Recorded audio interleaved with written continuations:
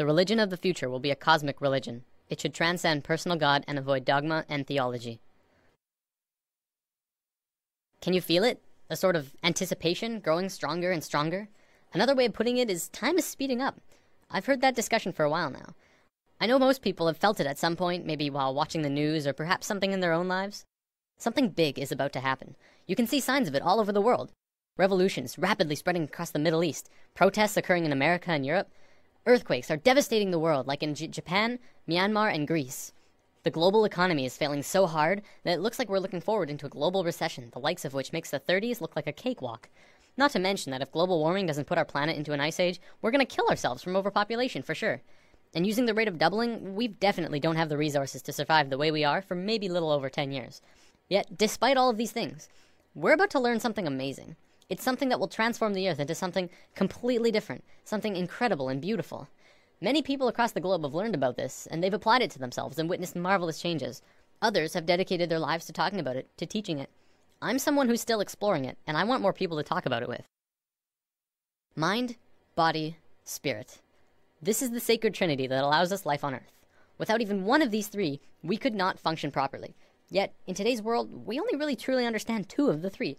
We have scientifically mapped the mind and the body. We understand next to every aspect about each of them. Yet, what do we really know about the spirit, the soul?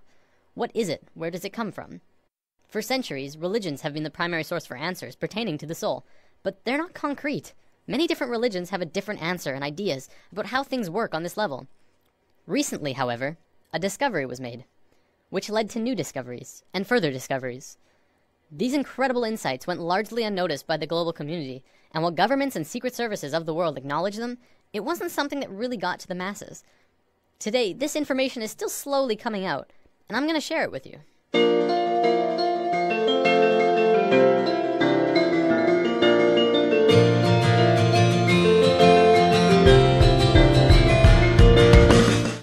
In the world of science, what do we really know about thoughts?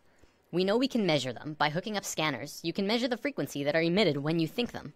They're measurable, yet there isn't anywhere specific in the brain that holds them. Is it possible that you create your thoughts outside your mind? Maybe not. But is it possible that you create your thoughts into the external world from your mind? This is what we're going to talk about today.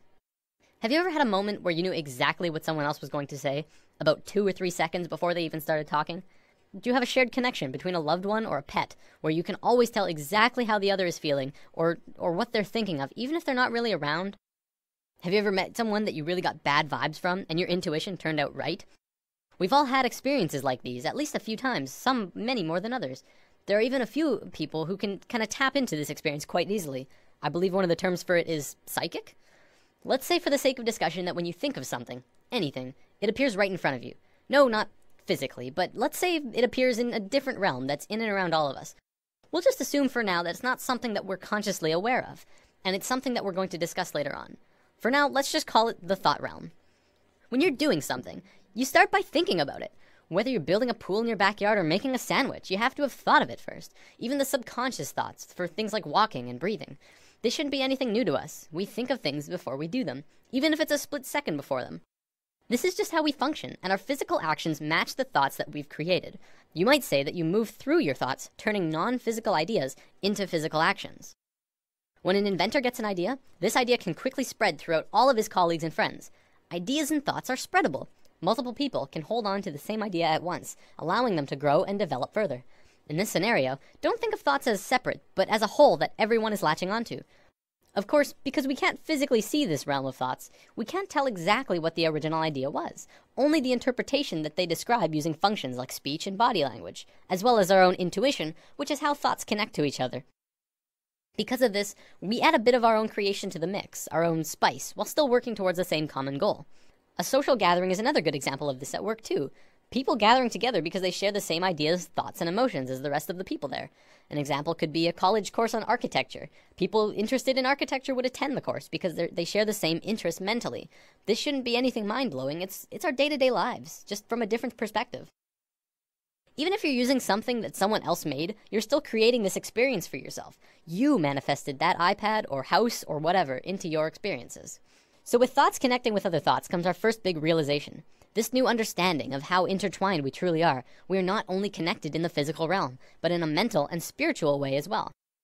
Up until recently, humankind has always understood simply that they were connected only through their physical being. We assumed that the conscious experience, as well as all of the thinking, was totally 100% isolated from the rest of everyone else.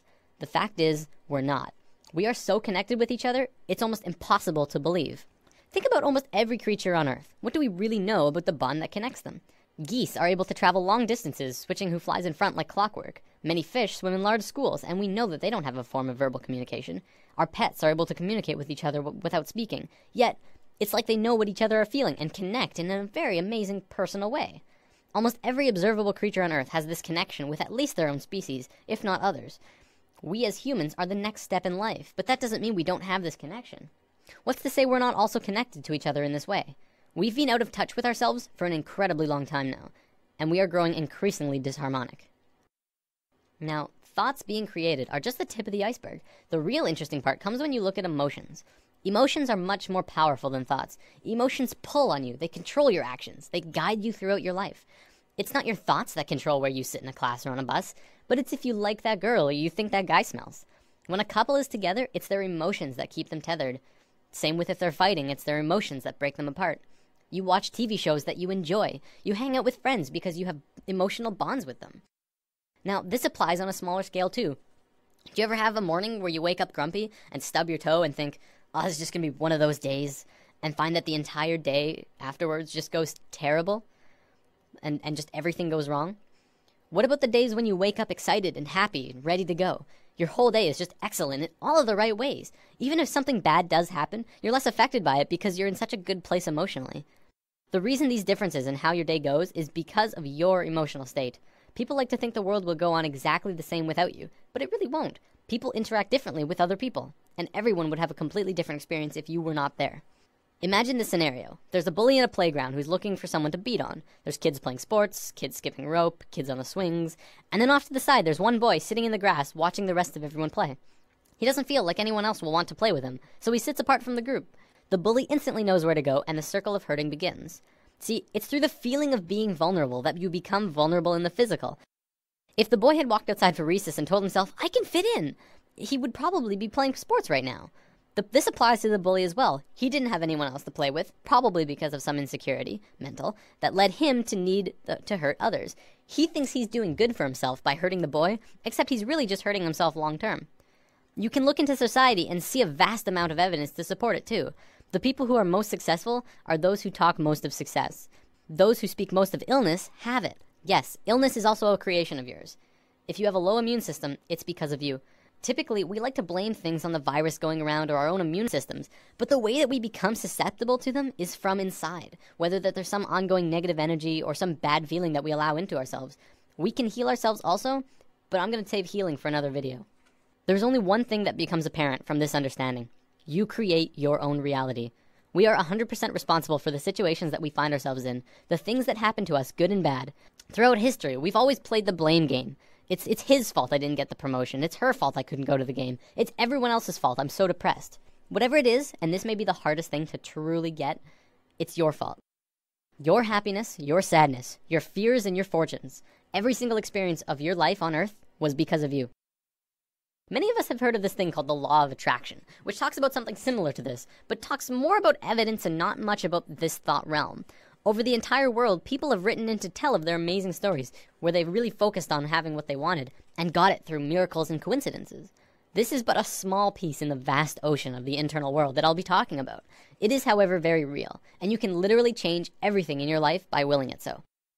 I know this from personal experience, and it's not hard to find others who have too. One continuous argument I hear from people who deny this law of attraction is, you don't just think things and change everything by sitting on your ass. To which I reply, exactly. You never stop moving. Just change your mindset and continue on with your life. Create your emotions in your mind, then move into them physically. Don't let your emotions control you. Pull your thoughts into the physical realm. What can you do to change things? Just treat yourself. You don't have to have a crazy life-changing experience from this new understanding. Just buy that treat you wanted. Take that extra time in the morning to make yourself look pretty. Spend the extra $50 on those new clothes. If you're really upset, maybe you should buy that car. Do things for yourself that you know will put yourself in a good mood. Bring yourself up internally, then externally. You will not regret it.